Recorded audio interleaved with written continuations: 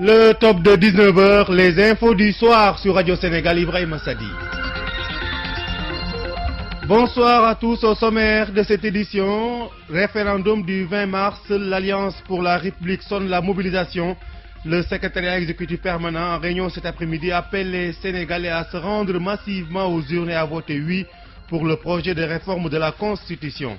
Le ras-le-bol des transporteurs sénégalais face aux tracasseries sur la Transgambienne.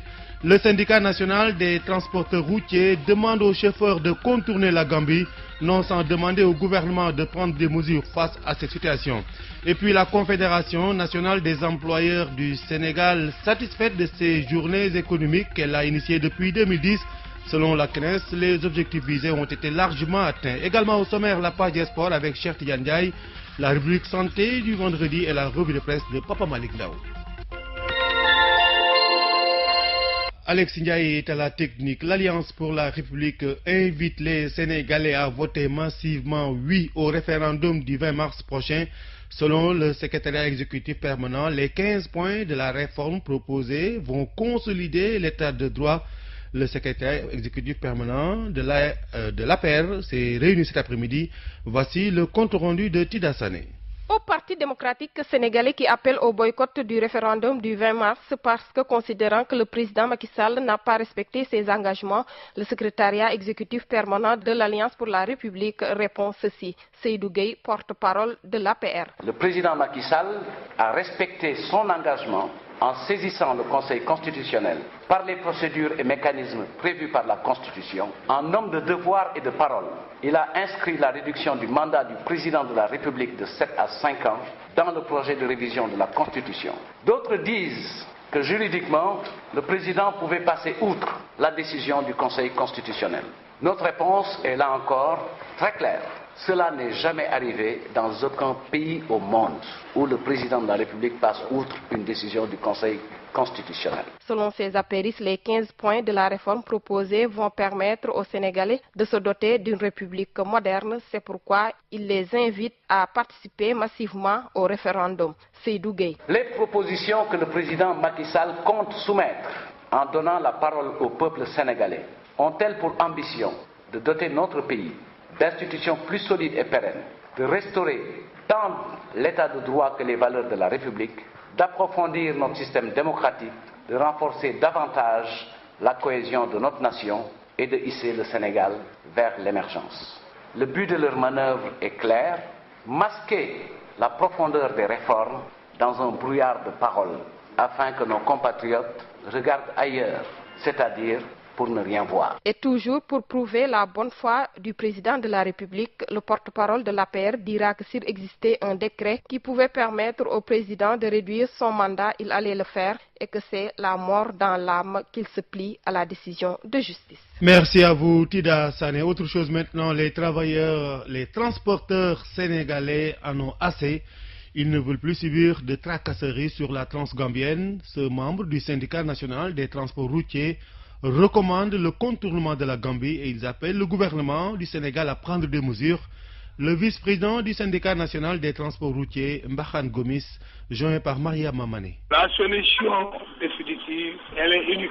C'est tout simplement de continuer à contourner la Transgambienne en passant par l'itinéraire normal, c'est-à-dire Kaolack, Kaffrine, Tamba, Kolda, pour finir à Ziguinchor. Le fait qu'on passe par la Transgambienne, c'est une décision suicidaire, si j'ai le droit de le dire. Je pense qu'aujourd'hui, nous avons raison devant l'administration sénégalaise, nous avons également raison devant l'opinion nationale et l'opinion internationale. Si vous vous souvenez, c'est la unième fois que nous, acteurs professionnels, nous, syndicats des transports routiers, affiliés à la CNTS, nous avons toujours boycotté la Transgambienne en prenant une décision avec les acteurs et les différents responsables des transports sur le plan national pour quand même demander à nos camarades de contourner la Transgambienne. Vous vous souvenez, la récente nous a évalué une durée de 3 mois, mais malheureusement, par incompréhension, il y avait des patriotes qui avaient forcé le barrage. Cette fois-ci, c'est le président de la République gambienne qui a pris la décision d'augmenter le train des camionneurs à 400 000 francs. Ça, je pense que personne ne peut le nier. Maintenant, la décision est une décision prise par nos autorités pour préciser par notre gouvernement. Voilà Mbahan Gomis du syndicat national des transports routiers au téléphone de Mariama Mané. Et puis on rappelle le syndicat des travailleurs de Sonatel qui poursuit sa grève de 48 heures. Le syndicat proteste contre l'externalisation du réseau Sonatel et exige le recrutement des intérimaires qui occupent des postes permanents. Le SAES aussi est en grève depuis hier, une grève de 48 heures pour amener le gouvernement à respecter les accords signés et à satisfaire ses revendications. Parmi celles-ci, le logement et la prise en charge médicale des enseignants du supérieur, la réforme des titres académiques. Le projet de loi sur le statut des enseignants du supérieur est examiné en ce moment à l'Assemblée nationale. Quant au secrétaire général de la CNTS, il regrette la crise dans les milieux scolaires et universitaires. Mody Guiro préconise le dialogue et la concertation. Il appelle les différentes parties à respecter les engagements. Puis, pour une année scolaire, une année académique apaisée, Mody Guiro au micro de Mbaye Diop.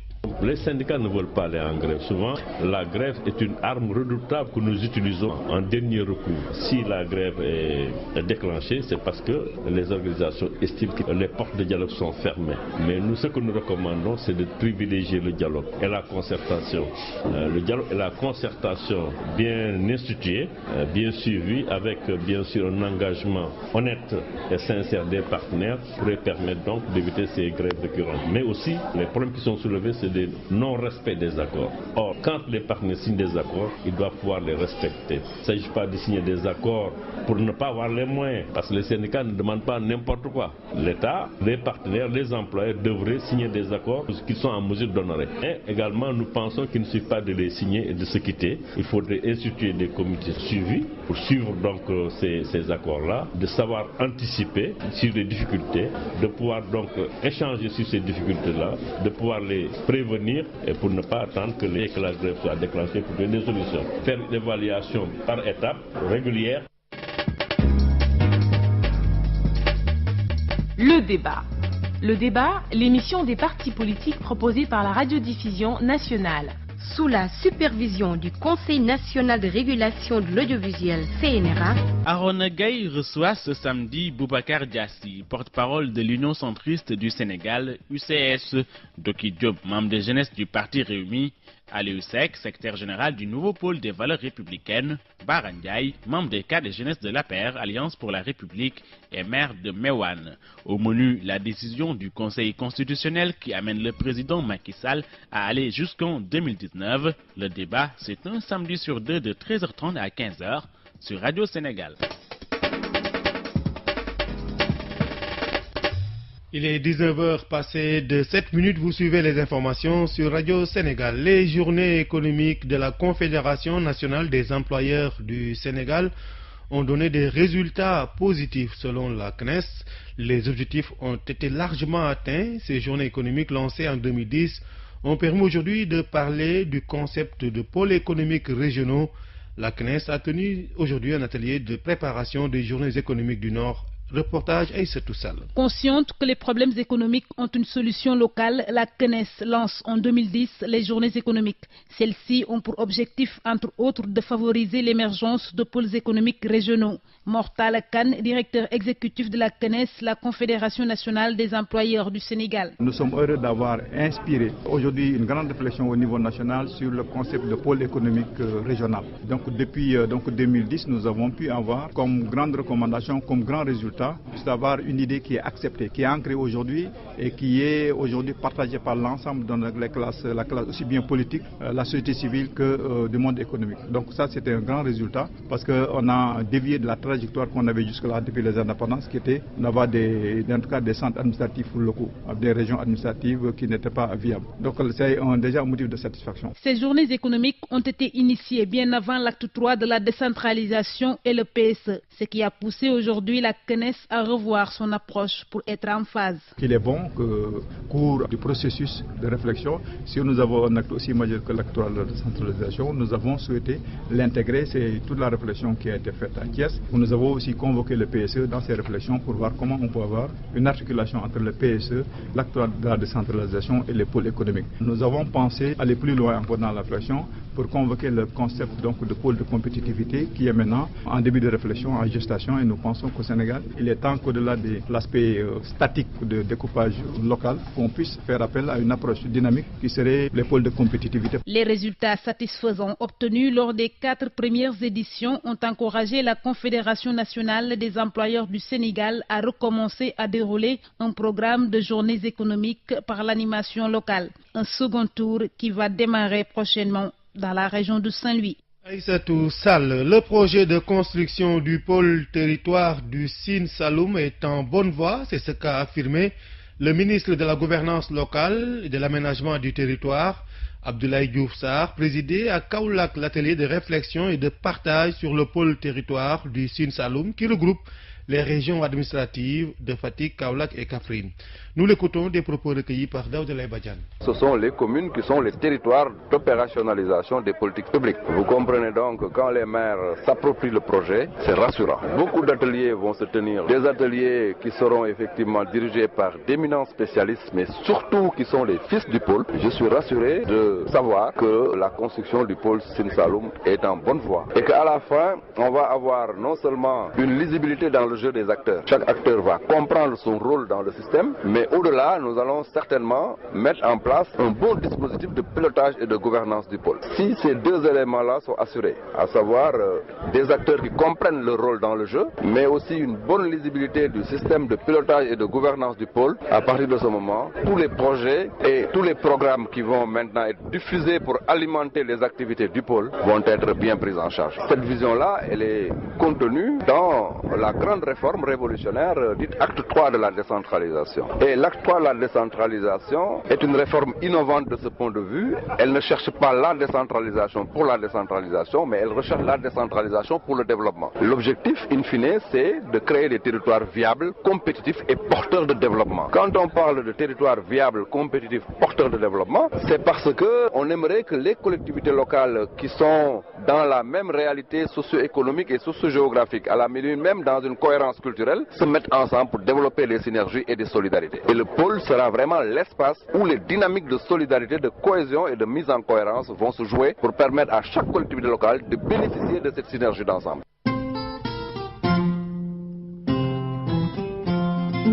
Face à face. Question à ceux qui font l'actualité.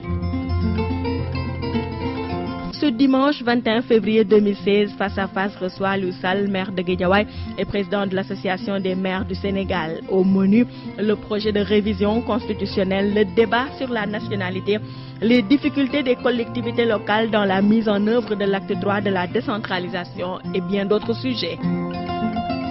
Face à Face, émission présentée par François-Xavier Thiam. L'actualité sur le continent. Au Mali, un checkpoint de l'armée a été attaqué à Menaka dans la région de Gao par des hommes armés. Le bilan provisoire fait état de 2 soldats tués et 1 blessé, du matériel militaire emporté par les assaillants. L'attaque survient au moment où le Premier ministre français, Manuel Valls, a entamé une visite de 48 heures dans le pays. En Guinée, au moins 15 syndicalistes ont été arrêtés par la police à Conakry, la capitale, au 4e jour d'une grève générale qui a sérieusement perturbé les activités dans le pays. La Confédération nationale des travailleurs de Guinée avait appelé à un arrêt de travail pour exiger la baisse des prix des carburants et la satisfaction des revendications salariales. 17 personnes ont été tuées dans un marché du village de Mora à l'extrême nord du Cameroun, selon des témoins sur place. L'attaque n'a pas encore été revendiquée, mais le mode opératoire ressemble à celui des militants de la secte Boko Haram. Enfin, le démarrage ce vendredi de la campagne pour l'élection présidentielle au Bénin, du 6 mars prochain. 33 candidats sont en liste pour la magistrature suprême. Jean-Baptiste Boukop-Sané, cette campagne débute avec une seule fausse note. Les cartes des électeurs ne sont pas encore toutes prêtes. Dans les faits, la pré-campagne a démarré depuis plusieurs semaines. Les 33 prétendants sillonnaient déjà le pays pour se faire connaître ou se faire entendre. Le président de la commission électorale leur a en tout cas demandé de bien se comporter pendant ces 15 jours. Sur la radio et la télévision publique, chaque candidat aura un entretien de 52 minutes qui a déjà été enregistré. L'émission s'appelle « Moi, président ». Cela fait penser à la petite phrase que François Hollande avait prononcée 15 fois lors du débat télévisé entre deux tours de la présidentielle française en 2012.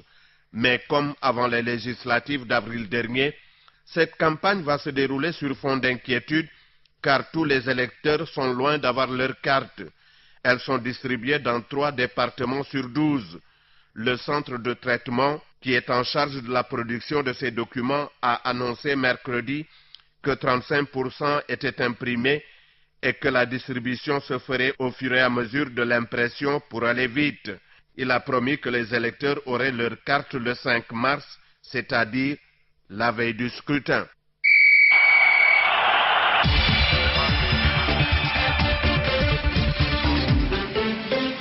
À présent, la page des sports présentée par Cheikh Tidiane Ndiaye. Bonsoir. Bonsoir Ibrahim Sadi. Et nous démarrons cette page des sports par du football avec la Ligue 1. Notez que ce week-end se jouera la 13e journée marquée par des duels à distance, surtout entre le leader l'AS Douane, son dauphin Ngor, et Stade de Mbour 3e, des équipes qui totalisent le même nombre de points, 18, mais avantage au Gablou grâce à une meilleure attaque. Les enjeux avec notre consultant Cheikh Tidiane Biteye, joint par téléphone par Benoît Badiane.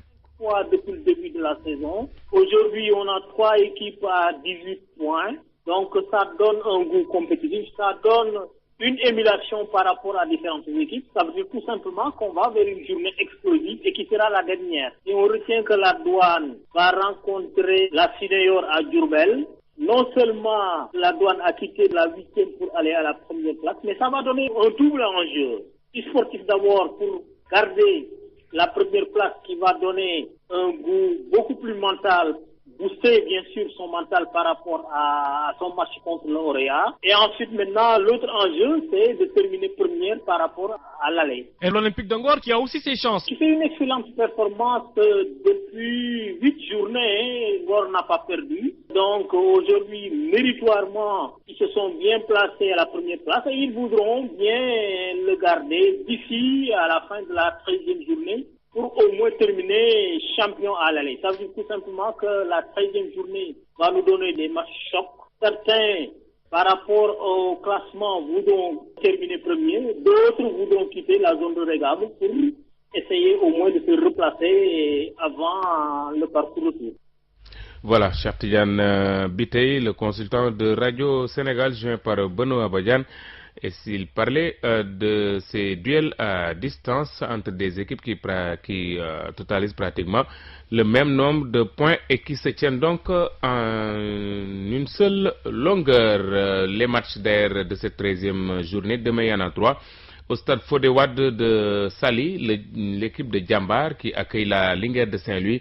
Au stade Demba Diop de Dakar, à 16h, Niary Tally joue contre le stade de Mbour et à 18h, l'US Gorée fera face à l'Olympique de Ngor. Nous parlons toujours football cette fois-ci en Europe avant de parler taekwondo au Sénégal. La 27e journée de la Ligue 1 française, un match avancé dans une dizaine de minutes, précisément à 19h30, Bordeaux qui reçoit Nice. Bordeaux est actuellement 9e avec 36 points alors que Nice est 3e avec un total de 40 points. Ce samedi, le Paris Saint-Germain, leader, reçoit Reims à 16h. Et à 19h, 3 autres matchs, Angers-Montpellier, Lorient-Guingamp, Monaco 3. Le reste de ces rencontres dimanche avec une affiche très attendue, Olympique de Marseille contre Saint-Étienne du Sénégalais et capitaine Bayal Sall. En Espagne, c'est pour la 25e journée de la Liga, ce soir à 19h30 déjà, dans une dizaine de minutes. Donc, Levante qui joue contre Getafe. Levante est l'antenne rouge, 20e donc, avec 17 points. Getafe, 13e avec 26 points.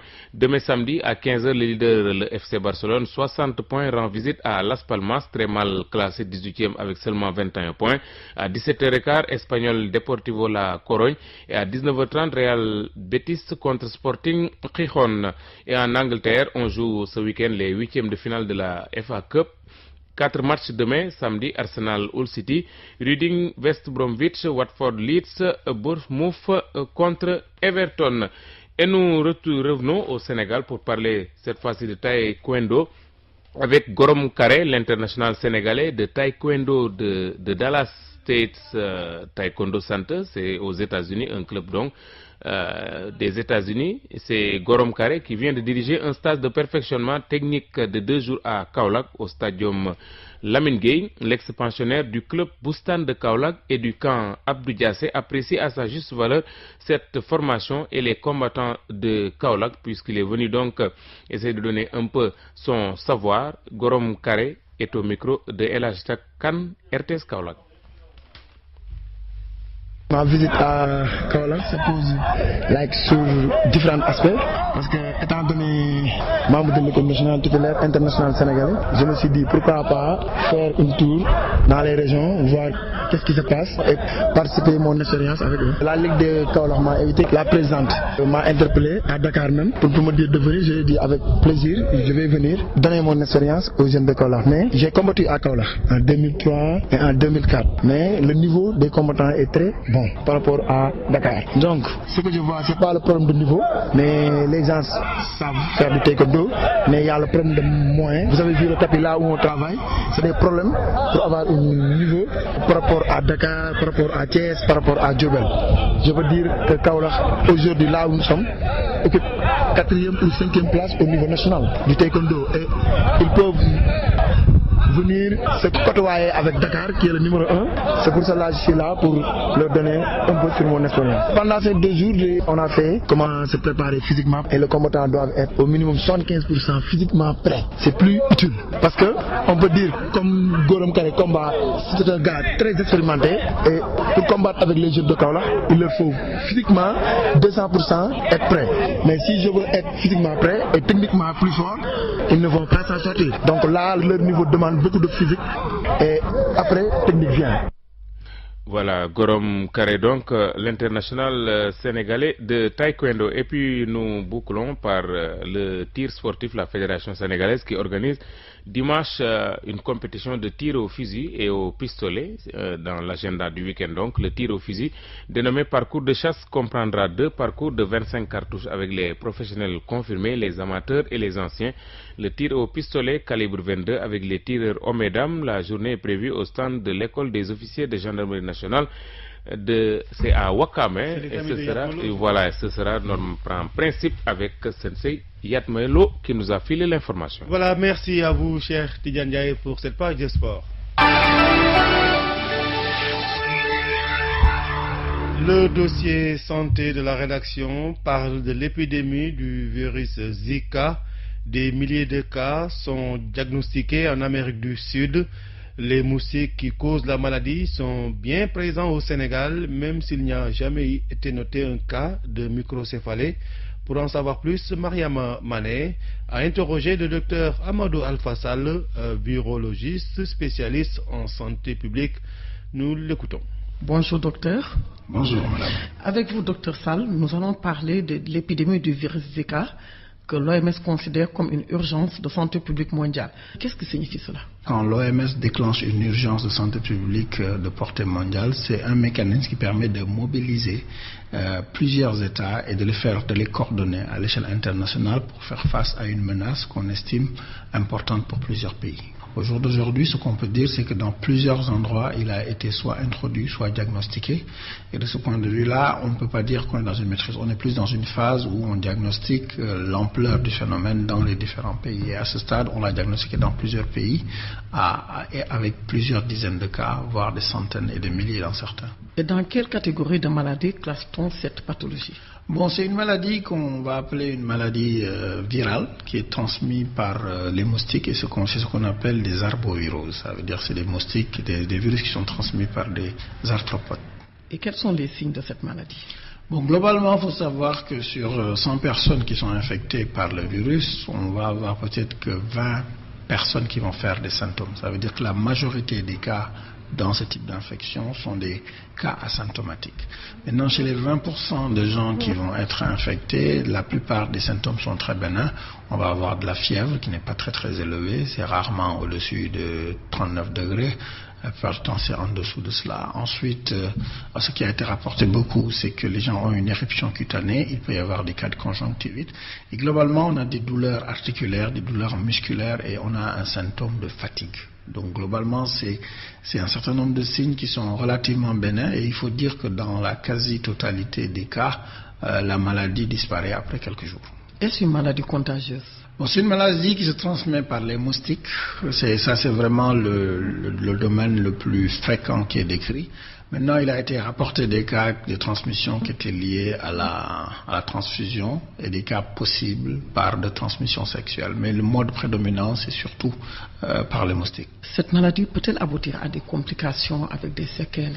Oui, en fait, pour l'instant, la réponse honnête de ça, c'est qu'on ne sait pas. Ce qu'on suspecte beaucoup par rapport à la situation qu'on voit au Brésil, c'est qu'on a vu que là où le virus circulait, il y a eu des femmes enceintes qui ont donné naissance à des enfants qui présentaient des malformations au niveau neurologique ou avec des enfants qui ont des microcéphalies, ça veut dire qu'ils naissent avec des petites têtes et du point de vue du cerveau ont des problèmes par rapport de malformations au niveau du cerveau. L'autre phénomène aussi qui a été remarqué, c'est qu'il y avait des symptômes neurologiques sévères qui peuvent conduire à des paralysies et rarement de la mort, ce qu'on appelle le syndrome de Guillain-Barré, qui a pu être associé dans le temps et dans l'espace à la circulation de ce virus. Docteur, les moustiques vecteurs de la maladie existent-ils en Afrique ou bien au Sénégal? Les vecteurs existent au Sénégal, c'est une maladie, un virus qui a déjà circulé au Sénégal, donc qui est connu au Sénégal. Ce qu'il faut quand même dire, c'est que le virus qui circule au Sénégal est différent de celui qu'on a pu voir en Amérique du Sud. Et jusqu'à présent au Sénégal, bien que le virus circule ici depuis les années 60, il n'a jamais été noté un cas de microcéphalie ou un cas sévère qui a été lié à ce virus.